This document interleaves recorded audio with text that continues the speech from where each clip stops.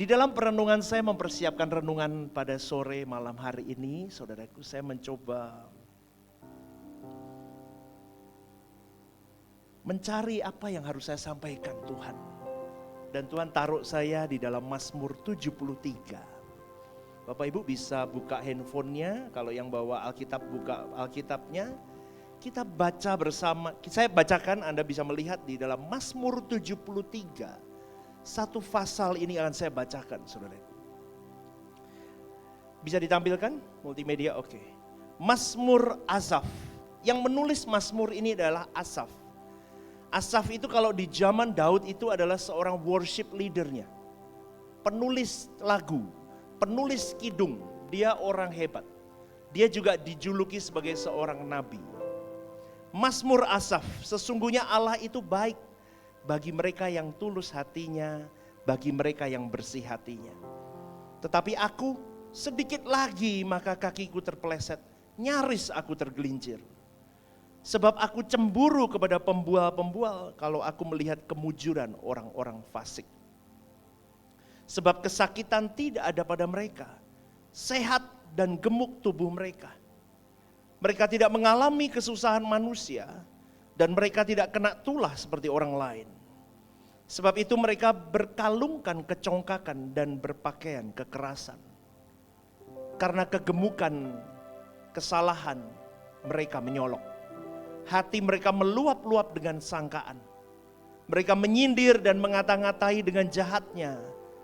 Hal pemerasan dibicarakan mereka dengan tinggi hati. Mereka membuka mulut melawan langit dan lidah mereka membual di bumi. Ayat yang ke-10, sebab itu orang-orang berbalik kepada mereka, mendapatkan mereka seperti air yang berlimpah-limpah. Dan mereka berkata, bagaimana Allah tahu hal ini? Adakah pengetahuan pada yang maha tinggi? Sesungguhnya itulah orang-orang fasik. Mereka menambah harta benda dan senang selamanya.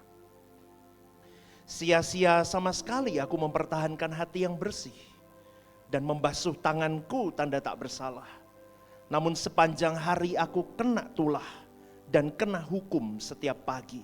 Ayat 15.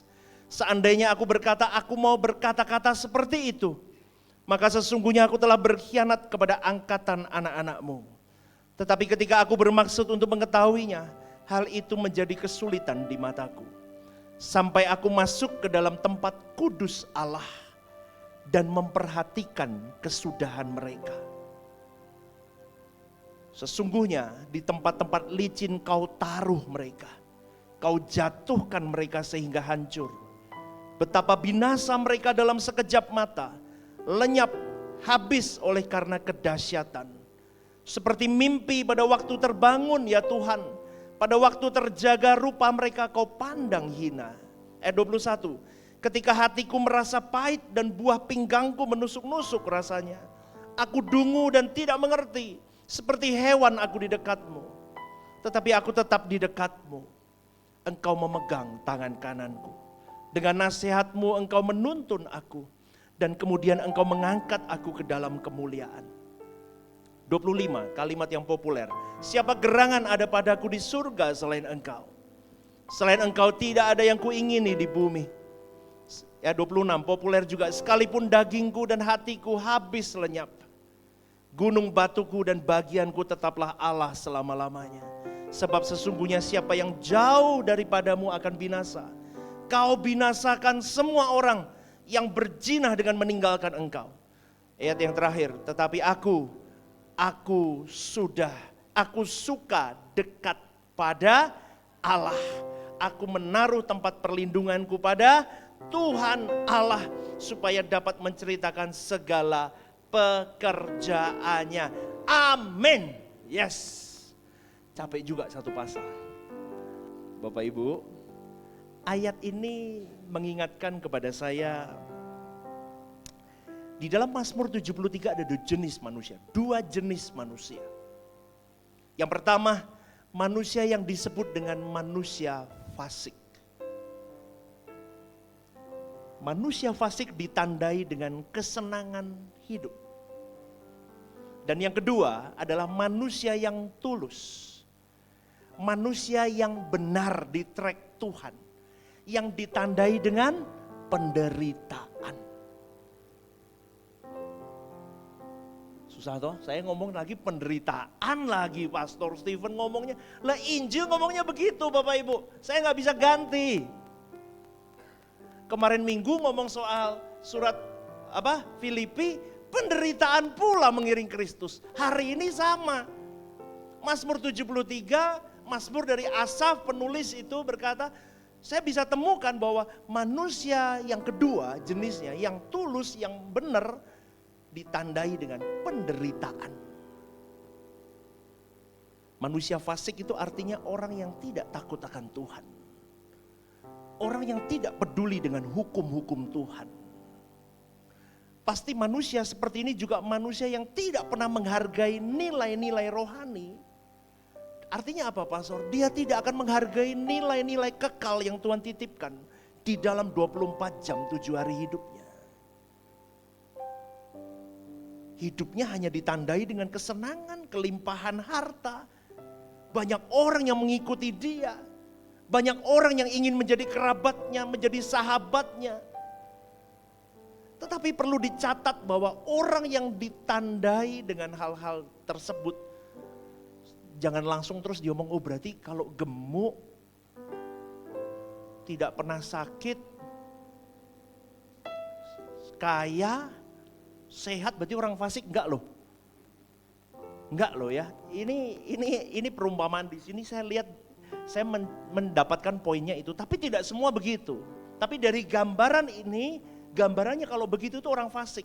Tetapi di sini yang mau dikemukakan bahwa keadaan orang fasik yang baik ini gemuk, sehat, kaya, tidak pernah kena tulah, itu bukanlah ukuran berkat Tuhan. Katakan amin. Dengan kata lain, keadaan baik secara lahiriah seorang manusia, baik materinya, baik kesehatannya, bukanlah ukuran berkat Tuhan. Ini yang harus Anda dan saya mengerti dengan jeli. Perbedaan dua jenis manusia yang fasik dan yang tulus adalah yang fasik tidak berperkara dengan Tuhan. Yang tulus terus berperkara dengan Tuhan dalam setiap lingkup hidupnya. Salah satu bahaya terbesar dalam kehidupan rohani itu bukan penderitaan, melainkan kenyamanan, saudaraku. Saya ulang sekali lagi. Saya pernah hidup nyaman, saya hidup di dalam penderitaan juga. Dulu saya orang fasik. Orang yang tidak memperkarakan nilai-nilai kekekalan yang Tuhan titipkan di dalam 24 jam 7 hari hidup saya. Meskipun saya seorang Kristen KTP sejak lahir. Tetapi saya tidak memperkarakan nilai-nilai kekal yang Tuhan titipkan untuk saya cerdas menemukan apa yang Tuhan mau saya temukan di dalam setiap keadaan yang menghampiri saya. Maka boleh saya katakan diri saya orang fasik. Karena saya hanya mencari kesenangan hidup saya, tentang saya, all about me, bukan dia. Saya pernah tidak berperkara dengan Tuhan dan sekarang saya berperkara dengan Tuhan. Hari ini saya bisa berkata begini, dalam arti begini. Penderitaan itu tidak semenakutkan itu, saudaraku. Yang menakutkan itu ketika kau ada di kenyamanan hidup. Poin satu tampilkan. Bukan kesulitan yang paling sering menjauhkan manusia dari Tuhan. Melainkan kenikmatan hidup yang membuat hatimu dan hatiku perlahan-lahan meninggalkan atau melupakan Tuhan. Ini yang paling menakutkan. Kenapa pastor ngomong begitu? Saya dulu pernah ada di titik itu. Saya tahu. Dan dunia menawarkan apa yang tampaknya seperti dalam tanda kutip Firdaus. Kekayaan, kesuksesan, popularitas, jabatan, apalagi pencapaian, apalagi nyamannya hidup, apalagi pengakuan dari manusia lain. Semua itu terlihat begitu memikat, saudaraku.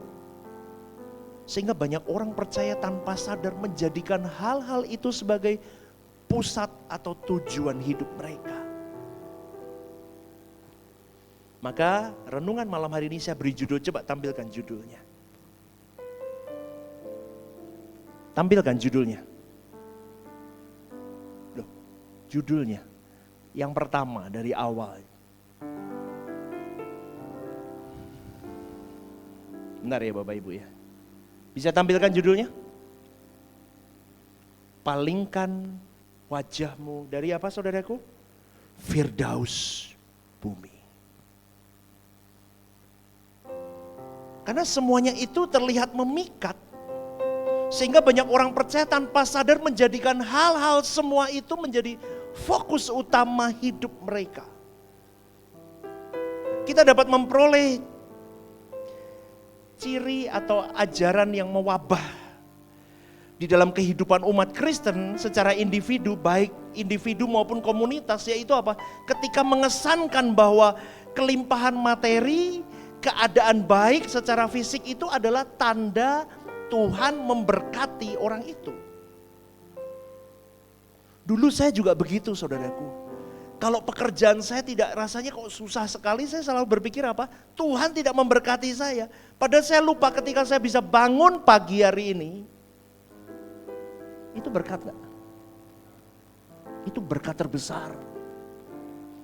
Kalau hari ini saya bisa memahami apa yang disebut dengan suara kebenaran, gospel center, saya memahami jelas. Saya bisa mengerti apa yang harus kulakukan untuk menyentuh, menyenangkan perasaan Bapakku. Itu berkat terbesar. Betul? Tapi banyak orang kan tidak paham itu. Dan tidak banyak gereja yang sampai di titik itu. Maka tanpa sadar seringkali orang berkata dia diberkati Tuhan loh. Usahanya maju, pabriknya nambah. Dia diberkati Tuhan loh. Tambah ruko baru. Dia diberkati Tuhan loh. Sekarang nggak lagi manajer, dia jadi direktur loh. Berapa banyak yang kita sering ngomong begitu. Dia diberkati Tuhan loh. Tokonya tambah loh. Jadi 2 jadi 5 sekarang internasional. Go nasional internasional.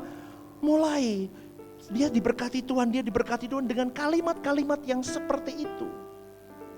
Kenapa? Karena mereka menekankan bahwa keadaan baik secara fisik, kelimpahan materi itu menjadi tanda berkat Tuhan.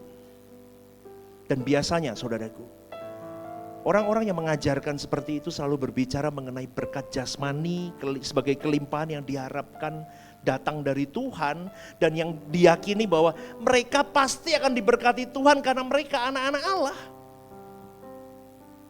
Biasanya begitu, kamu anak Allah kan? Kamu anak Allah kan? Minta sama bapakmu. Oh iya betul sekali. Dia bapak kita, betul. Tidak ada salahnya anak minta sama bapak. Tapi ingat saudaraku, saya selalu mengajarkan harus diikuti dengan usaha. Katakan amin. Setuju? Harus diikuti dengan usaha. Harus ada perjuanganmu merespon, tidak hanya meminta. Kau dan saya harus kerja. Kau harus cerdas. Kau harus jujur. Kau harus punya integritas. Rajin, jangan malas. Tapi hari ini banyak orang yang tidak mengajarkan kewajiban orang percaya. Hanya diajarkan hakmu, kamu anak, minta tahu. Tapi kau harus tahu. Kalau orang tidak diajarkan dengan benar, nanti konsepnya salah, berbahaya. Nanti akan sampai di titik ini akan salah semuanya. Maka saudaraku yang terkasih di dalam Tuhan, ada tatanan yang diatur oleh Allah di dalam setiap berkat yang Tuhan berikan dalam hidup anak-anaknya. Kalau hari ini kau dan saya tidak bekerja, tidak lakukan bagianmu yang terbaik, terus Anda minta dan Tuhan kasih kekayaan sama kita, itu Tuhan macam apa itu? Maka mengertilah bahwa kekristenan hari-hari ini sudah didegradasi dengan begitu parahnya. Sampai-sampai berkat Tuhan itu ukuran dari kasih seorang Allah kepada anak-anaknya. Dulu saya pun juga sama pandangannya dan akhirnya saya seperti Asaf. Saya melihat atau mengalami pergumulan yang sama seperti Asaf. Ketika saya sungguh-sungguh mengiring Tuhan, ketika saya sungguh-sungguh hidup benar di hadapan Allah. Dulu aku sembrono kok rasanya diberkati. Aku hari ini serius hidup ikut Tuhan. Lu kok malah susahnya minta ampun. Loh Bapak Ibu, pasti kalau yang serius pernah mengalami hal itu. Asaf pernah mengalami juga. Dia adalah seorang penyembah, pemazmur, pelayan Tuhan.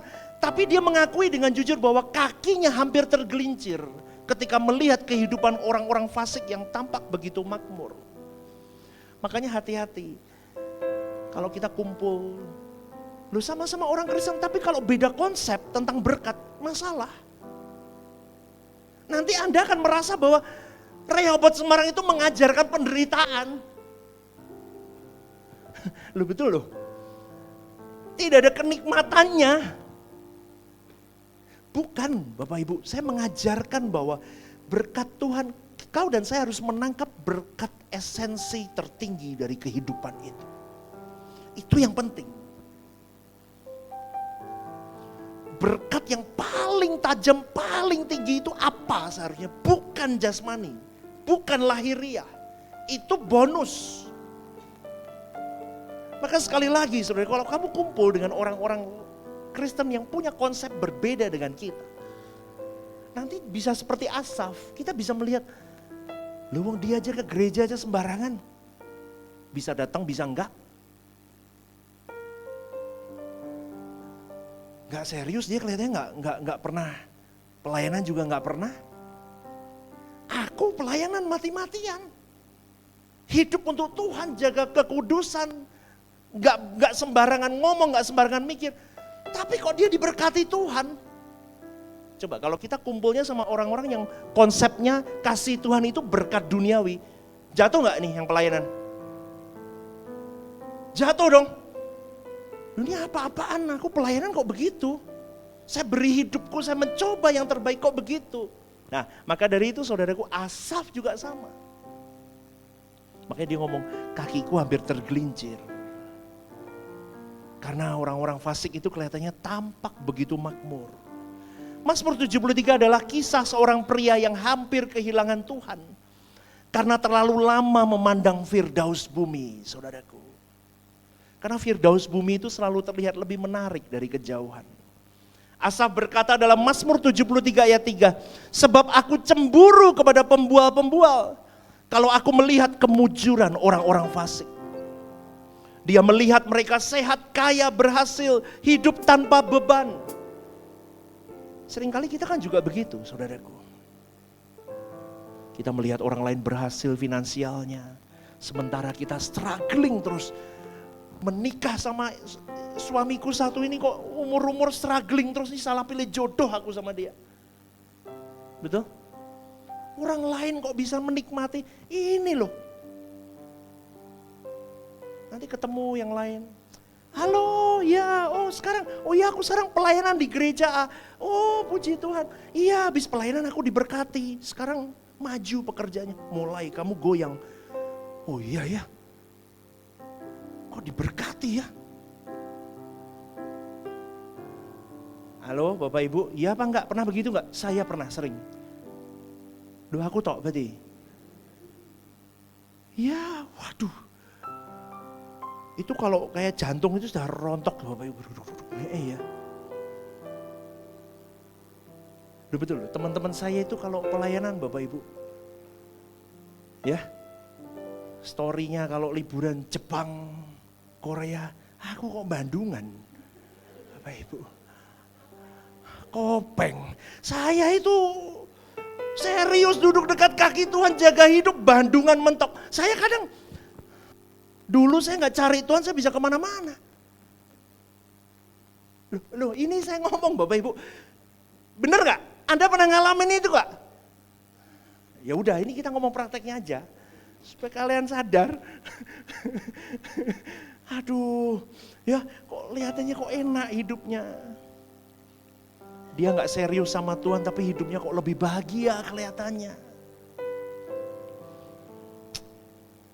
Kita hidup kudus.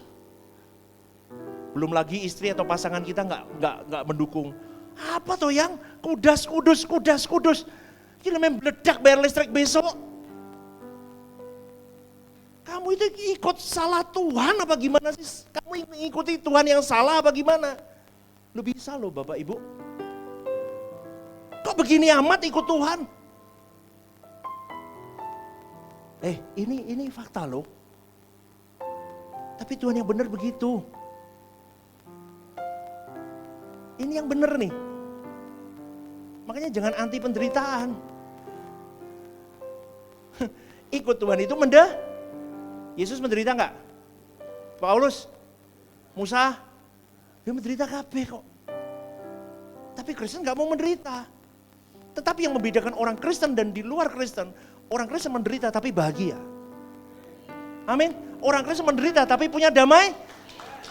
Itu, orang Kristen menderita tapi berkemenangan di dalam penderitaannya. Kenapa? Sebetulnya penderitaan itu adalah kunci untuk dia serupa dengan Kristus. Tidak apa-apa. Ini yang kedua. Lalu muncul pertanyaan dalam hati. Ngapain aku hidup benar kalau hasilnya seperti ini? Ngapain aku hidup benar kalau hasilnya bandungan? Lah, ketika kalimat itu keluar, itu jebakan pertama. Setan tuh pinter Bapak Ibu. Dia lihai. Dia kasih jebakan. Kan? Dulu kamu lihat. Dulu saya pengajar teologi kemakmuran. Dengan istri saya. Yang ikut lama saya tahu. Wah enak Bapak Ibu. Glamor.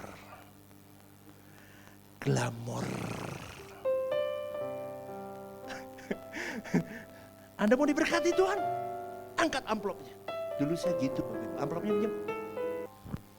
Dia begini hasilnya.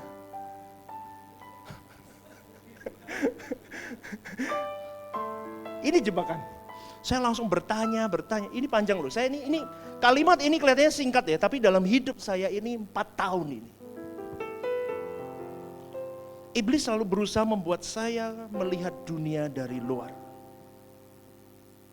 Karena dari luar dosa tampak menyenangkan, dari luar dunia tampak seperti surga, tetapi apa yang terlihat indah dari kejauhan seringkali menyimpan kehampaan di dalamnya.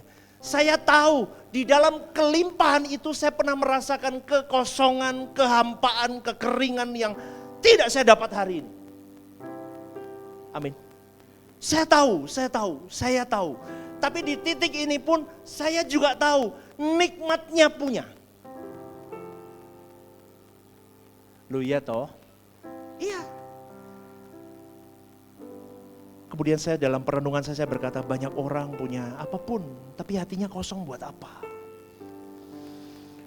Punya banyak pengikut apapun tapi tidak punya damai buat apa? Punya uang berlimpah tapi tidak punya tujuan hidup buat apa? Maka boleh saya simpulkan begini, Firdaus di bumi ini hanyalah ilusi yang menutupi kekosongan jiwa seorang manusia saja. Kalau boleh dikatakan begini, Stephen, kau sudah ada di pathway yang benar. Kau ada di jalan yang benar. Kemudian Asaf berkata dalam Mazmur 73 ayat 2 yang berkata begini, tetapi aku sedikit lagi maka kakiku terpleset. Saudaraku perhatikan, poin yang ketiga, tampilkan. Perhatikan bahwa Asaf itu tidak langsung jatuh. Tapi dia mulai bergeser. Kayak tadi tuh, Tokyo sama Bandungan itu. Loh Bapak Ibu bener loh. Ini kesaksian aja ya. Saya sebelum dilantik GSKI itu bayangin. Hidup saya begitu nikmat. Dan sekarang 1 hari di Sydney matang saya sudah. Duit berapa udah? Saya 1 bulan loh di Sydney. Oh 2 minggu ya. 1 bulan. Coba bayangin Bapak Ibu. Kadang saya mulai berpikir, tapi gitu-gitu itu membuat saya mulai, ya ini makanya perenungan ini saya banget saudaraku. Mulai bergeser. Demikian juga kehidupan rohani. Ingat saudaraku, tidak ada orang yang meninggalkan Tuhan dalam satu hari. Semua dimulai dari perubahan arah pandangan.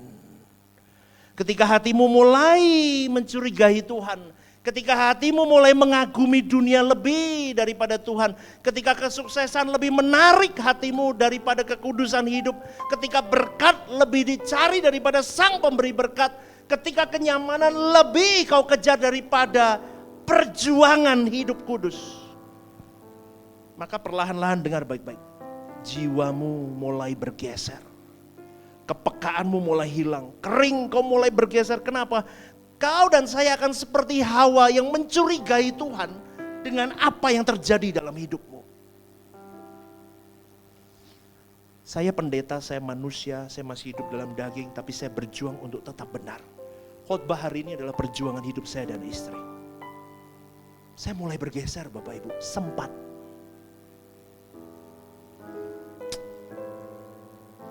Salah.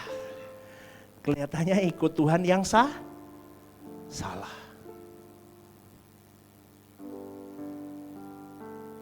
Saudaraku, poin yang keempat. Sebetulnya, kalau kita mulai bergeser, kita mulai jauh dari Tuhan, itu bukan karena Tuhan yang menjauh. Tapi karena mata kita terlalu sibuk memandang yang lain selain Tuhan. Makanya yang sudah berlalu biarlah amin gak nih? Sudah, yang berlalu biarlah berlalu. Kita fokus mengejar apa yang di depan, yang disediakan Tuhan. Itu pasti lebih baik. Poin yang kelima, tampilkan. Poin yang kelima, apa yang kita pandangi terus menerus akan membentuk apa yang kita cintai. Dan apa yang kita cintai akan menentukan arah hidup kita. Pelayan Tuhan, kalau yang kau cintai masih dunia, masih berkat-berkat jasmani, masih tentang masa lalumu, dulu baik hidupku, terus kau akan menoleh begini terus, kau tidak akan fokus ke Tuhan. Lama-lama apa yang kau sukai itu semua akan membentuk hidupmu. Maka Mazmur 73 ayat 17 berkata, sampai aku masuk ke dalam tempat kudus Allah, kata Asaf. Lah ini titik baliknya. Asaf sudah mau protes sama Tuhan. Dia mulai bergeser dari hadirat Allah. Padahal dia seorang pemuji penyembah loh. Anda harus tahu, Asaf itu penulis lagu. Hebat itu. Apa yang terjadi kalau seorang penulis lagu bergeser hatinya dari Allah? Betul gak? Anda bisa bayangkan kan itu? Itu akan bahaya sekali. Maka Mazmur 73 ayat 17 itu digambarkan begini. Sampai aku masuk ke dalam tempat kudus Allah.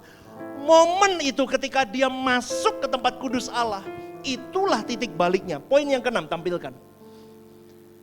Inilah titik baliknya. Ketika dia masuk ke dalam tempat kudus Allah, Asaf menemui Allah. Bukan ketika keadaan berubah, bukan ketika masalah selesai, bukan ketika ia menjadi kaya, tetapi ia masuk ke hadirat Tuhan menemuinya. Itu ada titik baliknya. Jadi titik baliknya bukan saat keadaannya berubah, bukan. Titik baliknya bukan masalahnya selesai.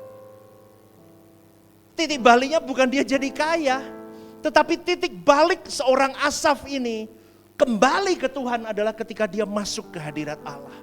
Maka Bapak Ibu yang terkasih di dalam Tuhan, banyak persoalan hidup sebenarnya bukan masalah keadaan, melainkan masalah perspektif kita. Kalau kita jauh dari hadirat Allah, dunia terlihat sangat besar dan Tuhan sangat kecil. Tetapi kalau kita dekat dengan Allah, Tuhan terlihat sangat besar dan dunia sangat kecil. Maka bagaimana dengan positioningmu dan positioningku? Tergantung kita. Di hadirat Allah, Asaf menyadari bahwa seluruh kemegahan dunia ini hanyalah sementara dibandingkan kemegahan Allah. Saya juga sama ketika saya merenungkan kembali Saya berkata begini, berapa puluh tahun aku hidup. Dan kesenangan apa sih yang bisa membuatku sampai long lasting bahagia? Gak ada. Betul. Bapak Ibu pernah suka sesuatu gak? Beli sesuatu Anda happy banget. Pernah kan pasti ya? Gak pernah. Kasihan loh kamu gak pernah beli apa-apa ya kelihatannya. Ya kalau beli sesuatu begitu kan.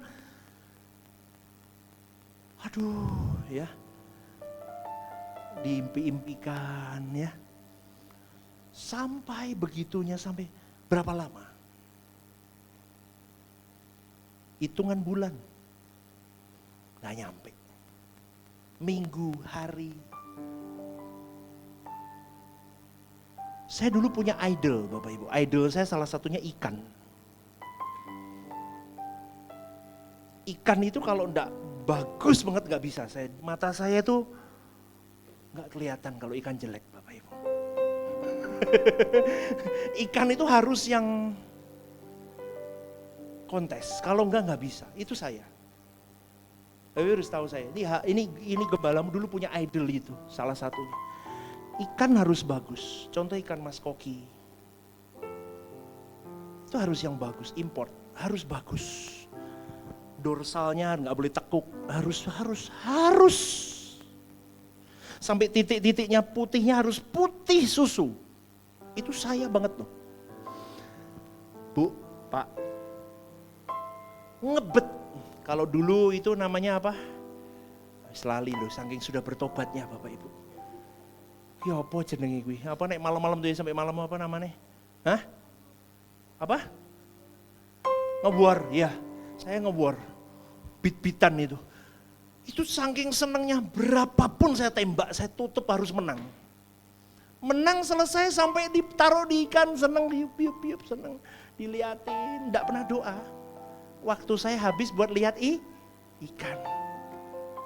Ikannya nungging dikit nih saya sudah jantung saya mau lepas Bapak Ibu. Kalau ikan sudah goyang-goyang dikit ya, atau merah dikit, aduh, piye mati terus.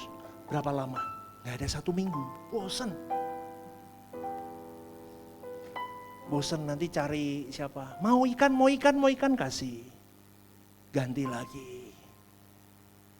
Kadang saya mulai berpikir, apakah manusia memang disetting itu? Enggak. Itu semua adalah salah satu gambaran bahwa hati manusia itu mencari mengisi untuk mencari apa yang bisa mengisi kekosongan hatinya. Dari semua yang kita lakukan, semua hobi-hobi, semua kesukaan terus dipaksa masuk, termasuk berkat-berkat semua. Semuanya hanya untuk menunjang, ada yang kosong yang harus diisi. Betul Bapak Ibu? Lah itu yang mahal, itu yang dicari manusia sebetulnya. Anda resapi kalimat saya mencoba merenungkan itu. Kenapa orang sampai begitu? Termasuk saya dulu. Ternyata ada kekosongan yang memang tidak bisa diisi selain Tuhan. Hanya Tuhan yang bisa isi. Maka pada malam hari ini saya mau berkata begini. Apa yang dilakukan Asaf, apa yang diperjuangkan Stephen Lim di titik yang benar, itu benar. Aku berada di jalan yang benar. Kenapa? Hanya di dalam hadirat Tuhan dan hanya Dia saja yang bisa memenuhi, membuatku penuh. Membuatku berlimpah. Dan aku cukup. Setelah aku mendapatkan Tuhan, aku tidak memiliki segudang itu lagi. Enggak masalah. Bapak Ibu coba temukan ini. Saya sudah mengalaminya.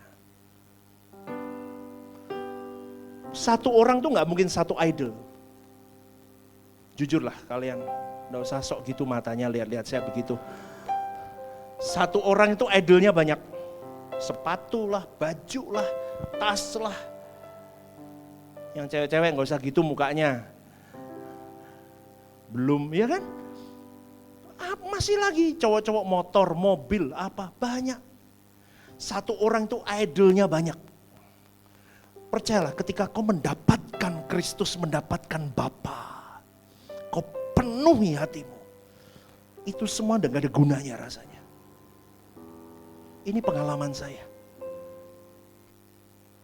Ini pengalaman hidup saya demi nama Tuhan yang saya layani. Maka saya boleh berkata, aku mengejar yang kekal. Karena semua yang kubanggakan dulu semua akan kutinggalkan. Rumah akan kutinggalkan, jabatan kutinggalkan, bisnis kutinggalkan, popularitas ditinggalkan. Bahkan tubuh ini pun ditinggalkan, saudaraku. Tetapi hubungan kita dengan Tuhan akan bertahan sampai langit baru bumi baru. Amin, saudaraku. Maka setelah mengalami perjumpaan dengan Tuhan, Asaf berkata begini dalam Mazmur 73 ayat 25. Siapa gerangan ada padaku di surga selain engkau? Selain engkau tidak ada yang kuingini di bumi. Nah itu Kristen. Senggol kiri kanannya. Berani enggak? Lu senggolan. Senggolan. Berani enggak? Itu Kristen. Tidak ada yang kuingini di bumi. Inilah puncak kedewasaan rohani seseorang mengiring Kristus menyenangkan Bapaknya. Saudaraku, gak perlu orang punya pengetahuan Alkitab tinggi, no, tapi kasih cintamu sama Tuhan itu sendiri yang akan membuatmu murni mencintai Dia dengan segala tindak tandukmu nanti. Mungkin kau tidak melayani dengan hebat, tidak apa-apa, tapi kau punya hati yang cinta sama Dia. Tuhan, kerinduan hidupku yang terbesar, wah itu. Jadi gini loh, kalau orang hidup normal, normalnya manusia dunia itu, Tuhan itu di terakhir atau di tengah-tengah. Betul apa enggak? Enggak mau ngaku, enggak apa-apa. Tapi Tuhan itu di terakhir atau di tengah-tengah biasanya. Yang ini masih banyak pekerjaannya lah, keluarganya lah, apalah ini banyak lah di sini, idol-idolnya. Tetapi dimanapun posisi Tuhan dalam hidupmu hari ini, kalau kau dengar renungan malam hari ini, saya cuma mau mengajak kepada Bapak Ibu, saudara-saudari, naikkan peringkat Tuhanmu sampai Dia tertinggi nanti.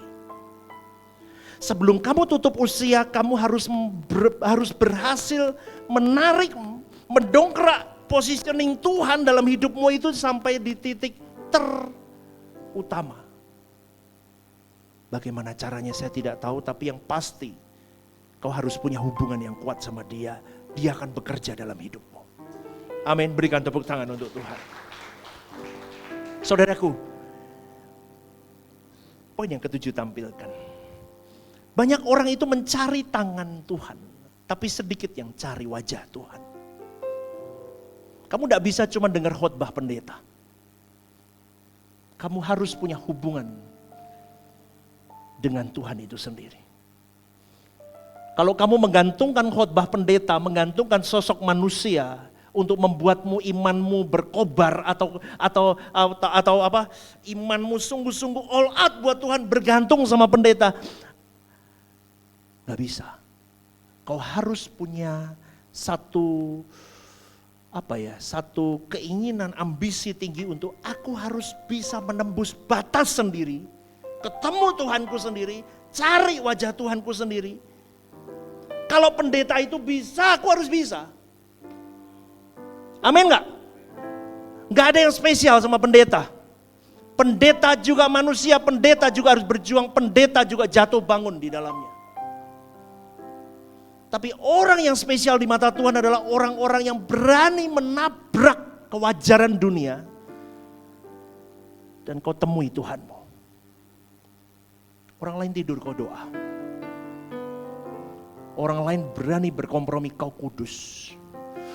Itu yang dicari Tuhan, yang spesial itu yang dicari Tuhan. Poin yang ketujuh. Tetapi, tujuh, kembali dulu. Tetapi orang yang telah menemukan keindahan Kristus akan sadar bahwa tidak ada yang lebih berharga daripada Dia. Kenapa? Kalau kau tidak satu-satunya hidupmu Kristus, kau tidak sampai Bapa. Loh, itu sudah jelas kok. Kamu tidak akan pernah bisa mencintai Bapamu Elohim Yahweh kalau kau tidak mencintai Kristus. Karena Kristus sendiri berkata, kalau kau lihat aku, kau lihat Bapa. Setuju? Setuju Bapak Ibu? Berarti mau tidak mau pilihannya dua, Kristus atau dunia. Kalau kau cinta Kristus, otomatis kau cinta Bapa. Gampang, simpelnya begitu. Jadi nggak usah diribetin, aku mengasihi Bapa. Tapi kalau kau tidak mengasihi Kristus, kau tidak sampai ke Bapa. Maka sekali lagi saudaraku, kekristenanmu, hidupmu 40 tahun, 50 tahun, 60 tahun, 70 tahun, kau sudah sampai di mana? Siapa yang lebih berharga di hidupmu?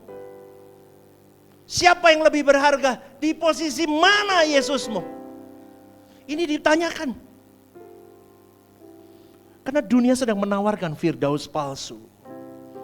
Firdaus kekayaan, kesuksesan, popularitas, semuanya itu. Tapi semuanya hanya sementara.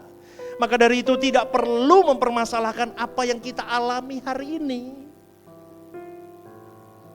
Menyenangkan atau tidak menyenangkan, tidak perlu dipermasalahkan. Poin 8. Tetapi yang harus kita pikirkan adalah apakah yang aku alami hari ini membuat aku bertumbuh jadi manusia yang indah di mata Allah apa enggak? Halo, amin gak nih? Aku ikut Injil yang benar, Gospel Center, ikut Pastor Stephen Lim, berjuang hidup benar. Aku belajar menderita. Menderita itu bukan susah hidup tuh enggak loh. Menderita itu dalam arti begini loh. Aku mematikan manusia lamaku. Itu kan menderita. Harus mengampuni, itu menderita. Kumpul pun cari orang-orang yang benar, itu menderita. Karena orang belajar hidup sama orang-orang benar itu butuh waktu. Kalau belajar kumpul sama orang ngawur kan cepat. Betul? 2 jam akrab. Anjir lu. Anjay. Gampang. Tapi kalau mau hidup bener, 2 bulan kumpul belum tentu. Ya apa enggak ya? Aku ngomong apa kok bisa begitu tadi? Lupa saya. Oh ini. Aku ikut Pastor Stephen Lim, aku mematikan semuanya begini-begini. Oke. Tapi ketika kau masuk di dalam penderitaanmu mengiring Kristus, kau berjuang menghidupkan Kristus. Ih orang ini. Tapi ya udah Tuhan, ampuni dia, berkati dia. Dalam nama Tuhan Yesus aku melepaskan berkat atasmu. Menderita loh. Bahkan delok muka pengen dibrakot ya. Sudahlah, menderita. Tapi ketika kau mengiring Kristus dalam penderitaannya, jangan ngomel, jangan sungut-sungut. Tapi pastikan kau mengalami sukacita. Lah, tapi pastor aku menderita belum sukacita. Enggak apa-apa, berproseslah sampai kau menderita tapi sukacita. Menderita tapi damai. Lah itu kelasmu, kamu cari di situ. Kemana? Ke kaki Tuhan. Intimacy with God. Kumpul sama yang benar.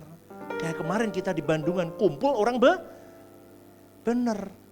Kemarin kita kumpul ya, seru ya. Nyanyi setinggi-tingginya langit, lebih tinggi kasih Yesusku. Wah begitu ya. Senang. Kumpulnya benar, bacaannya benar, dengerinnya benar, hubungannya benar, terus berjuang hidup benar, lama-lama jadi karakter. Lama-lama itu habit, itu lifestyle. Lifestyleku Kristus, berarti lifestyle mengampuni. Udah, gak usah diomongin lagi. Tapi aku mau, gak bisa pastor, itu sampai mati dia ciak uangku. Berapa M? Ciak itu makan uang. Dia makan uang saya berapa ratus juta. Aku sampai mati aku gak bisa. Ya kamu gak akan, mati pun kamu terbuang nanti. Gara-gara uang 500 juta itu. Kau harus bisa menyelesaikan battlemu itu di hadapan Tuhanmu beres sebelum kau tutup mata. Maka sekali lagi saya katakan, apa yang kau alami, apapun itu, membuatmu bertumbuh jadi manusia indah di mata Tuhan apa enggak? Perjuangan orang itu sama, hasilnya beda karena responnya beda. Kalau respon anak Tuhan yang benar, dia semakin naik kelas. Kalau kamu tidak mau rusak, tambah rusak. 2, tambah naik apa tambah rusak. Makanya saya ngomong, Bapak Ibu lihat ya, di GSKI, semua GSKI, pilihannya 2 orang. Dengar suara kebenaran begini-begini, kalau enggak tambah berjuang baik, tambah kayak Lucifer.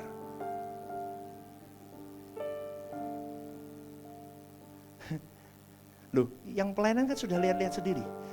Nek ora tambah apik ya, dia tambah. Dulunya suka gosip terus jadi nggak suka gosip. Ada itu yang begitu, sampai nggak berani ngomong sembarangan. Boh, saya senang. Tapi ada yang jadi tambah, wah sak leting sama Lucifer Bapak Ibu. Cia tenan, Ciami itu, wah saya kadang sampai ngomong, ya itu. Maka sekali lagi Bapak Ibu yang terkasih dalam Tuhan,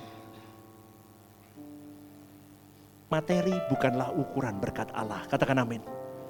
Justru bagi umat PB, berkat Allah adalah kuasa hidup yang mempersiapkan kita ada di dalam kerajaannya. Karena banyak orang Kristen yang tidak mengerti kebenaran, berpikir bahwa menjadi umat pilihan berarti secara materi aku terjamin. Ikut Tuhan pasti kaya. Bukan cuman kaya, lu kok gak berani ngomong, kaya raya. Kaya raya, terjamin. Abraham diberkati, aku anak Abraham, aku beriman kepada Abraham. Ngawur. Enggak begitu. Saudaraku, poin yang ke-9 tampilkan, hampir selesai. Ini yang gak bisa diterima nih sama orang Kristen pada umumnya. Dibaca yuk bareng-bareng yuk. 1, 2, 3. Bagi kita bukti cinta Tuhan untuk orang yang dikasihi adalah lemes. Lemes ngomongnya takut. Coba adalah apa? Ini benar. Ini Injil benar.